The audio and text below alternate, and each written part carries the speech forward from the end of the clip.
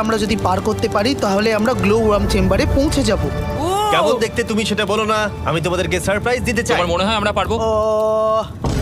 ওইসব বাদ দাও, আমরা ঠিক কালকে পৌঁছে যাব। কালকের প্ল্যান আমরা চক আউট করে নিয়েছি। আমরা রেস্ট করছি আর ফেস্টিভ্যাল স্মোর্টস খাচ্ছি আমাদের এনার্জি রিগেন করতে। সবাইকে চিয়ার্স।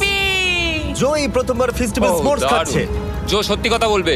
এটা দারুণ, তাহলে ভালো লাগলো? এটা দারুণ লেগেছে। আমরা এই চকলেটটা আগে কেন বের করে নিই? এটা এমনি চকলেটের থেকে 10 গুণ ভালো খেতে। সত্যি কথা বলতে তোমরা যদি ফেস্টিভ্যালের সাথে স্মোর্টস ট্রাই না করে থাকো তাহলে তোমরা মিস করছো। কালকে আমরা পুরো কেভটা এক্সপ্লোর করব, দেখা হচ্ছে। তাই আমরা ভালো করে ঘুমানোর চেষ্টা করলাম আর কালকের প্রিপারেশন নিলাম কেভের শেষে যাওয়ার জন্য। আমরা আমাদের জীবনের সবথেকে ডেঞ্জারাস জার্নি করতে চলেছি। ডে 3 এর অভিজ্ঞতা মাথায় রেখে আমরা কম শুট করেছি যাতে আমরা সামনের দিকে তাড়াতাড়ি এগোতে পারি। জলটা খুব ঠান্ডা।